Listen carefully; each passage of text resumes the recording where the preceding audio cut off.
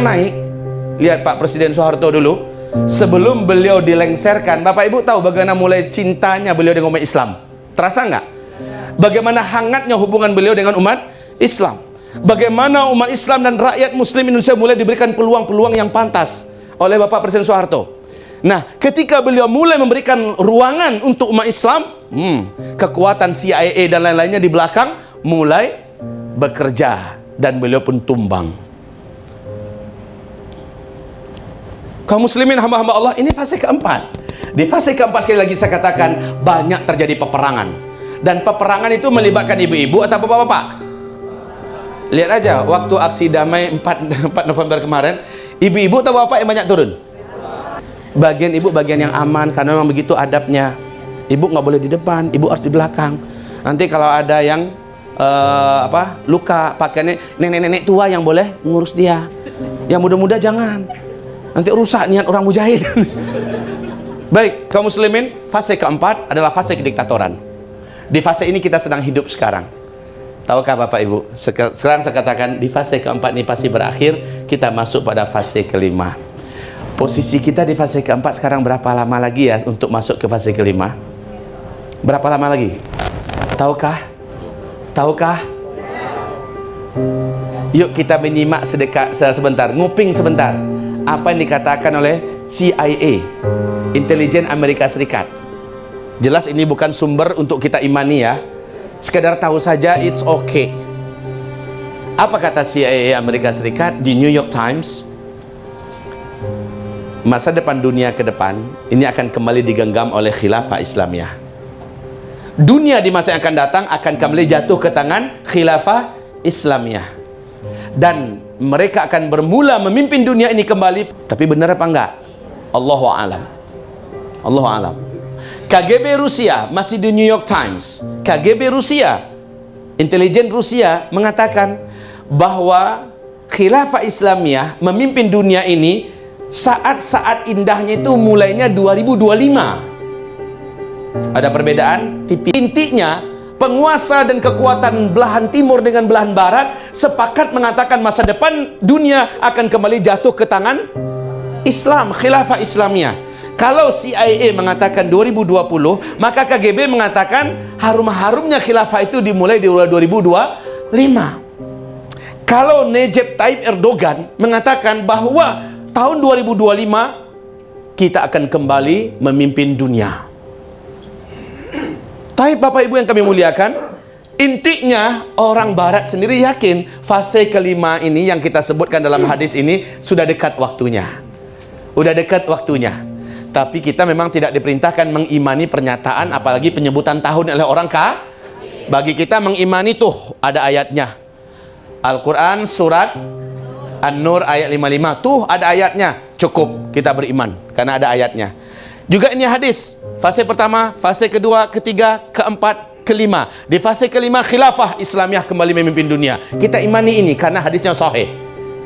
Oke?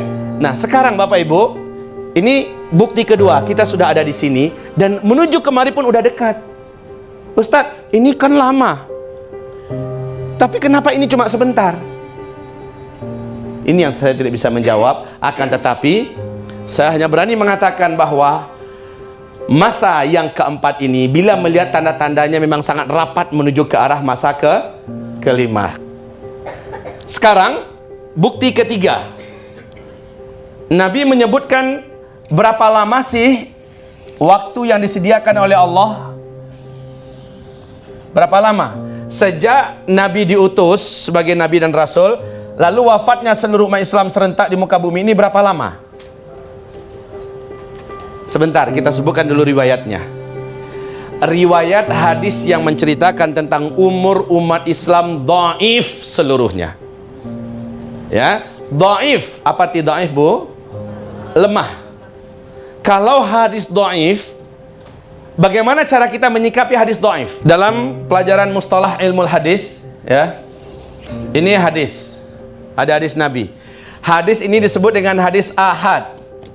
Hadis ahad itu adalah hadis yang diriwayatkan oleh sahabat Nabi satu orang ke satu orang, ya, satu orang ke satu orang. Maka ini hadis ahad. Hadis ahad ini ada 3 tingkatannya. Tingkatan tertinggi adalah sahih. Ya. Tingkatan pertengahan adalah hasan. Hasan. Dan tingkatan terbawah adalah dhaif. Baik. Hadis dhaif ini, walaupun dia dhaif, dia masih masuk dalam hitungan hadis, artinya masih perkataan Nabi. Agar dapat didudukkan masalah ini ya. Walaupun hadis dhaif, jangan telantarkan dia. Jangan dibuang, nggak sopan. Kenapa? Masih perkataan Rasulullah nggak? Masih. Yang wajib dibuang itu adalah hadis maudhu'. Nah ini, hadis maudhu'. Apa ini hadis maudhu' artinya? Palsu atau hadis matruk. Hadis yang memang disuruh oleh para ulama-ulama hadis wajib ditinggalkan. Atau hadis syadz. Atau hadis mungkar. Ya, jenis-jenis hadis yang memang wajib kita untuk meninggalkannya. Tapi kalaupun dhaif, dia masih masuk dalam hitungan hadis ahad. Level hadis tertinggi adalah hadis mutawatir. Di bawah mutawatir adalah ahad. Ahad ada 3 tingkatan. Oke. Sekarang kita kembali.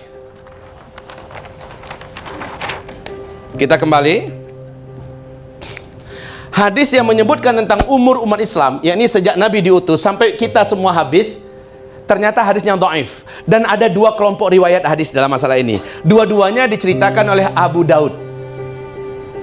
Namun, Bapak Ibu, Ustadz, kalau hadis dhaif ngapain juga diceritakan sekarang? Ya kan gitu? Baik. Adab menceritakan hadis dhaif itu ada beberapa hal. 1, wajib menyebutkan status hadisnya. Kalau meriwayatkannya wajib ceritakan status hadisnya. 2, hadis dhaif tidak boleh dibina di atasnya akidah dan keyakinan. Oke, ini yang kedua. Hadis dhaif, adab yang ketiga, tidak bisa dan tidak boleh dijadikan sebagai hujjah dan dalil. Baik Bapak Ibu, dapat dipahami?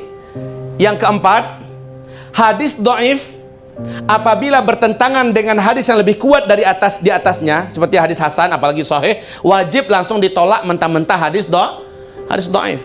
Yang kelima, hadis dhaif yang kelima, dia cukup dijadikan sebagai targhib dan tarhib untuk motivasi amal dan menakut-nakuti jangan sampai melakukan sesuatu yang dilarang. Begitu juga fadailul a'mal, tentang keutamaan-keutamaan amal, tentang umur umat Islam. Umur umat Islam berkaitan dengan hadis tentang umur umat Islam. Taib. Ada berapa tadi? Baru 5 ya. Yang satu hadis perkataan Nabi, yang satu perkataan ulama. Adabnya tentulah perkataan Nabi lebih diprioritaskan, lebih dijunjung tinggi, lebih didengarkan daripada perkataan selain beliau, ya kan? Jadi kalau ada ulama berkata begini dan Rasul berkata begini, walaupun hadisnya dhaif, wajib tetap prioritaskan apa yang dikatakan oleh Rasulullah Sallallahu Alaihi Wasallam. Ini adab-adab berkaitan dengan tentang hadis ini, berkaitan tentang umur umat Islam. Tidak ada satupun hadisnya yang sahih. Tapi perlu diingat, walau bagaimanapun juga, ini tetaplah perkataan Rasulullah. Yang ketujuh, perkataan Rasulullah Sallallahu Alaihi Wasallam, kalau hadisnya dhaif, jadikanlah sebagai ilmu pengetahuan. Jadikanlah sebagai ilmu pengetahuan, walaupun bukan dibina di atasnya keyakinan. Selesai. Jadi ada 7 poin adab berkaitan dengan hadis dhaif. Mari kita lanjutkan.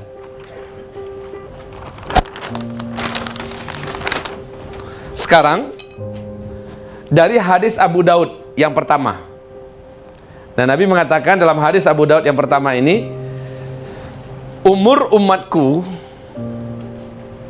adalah umur umat Yahudi dikurangi dengan umur umat Nasrani.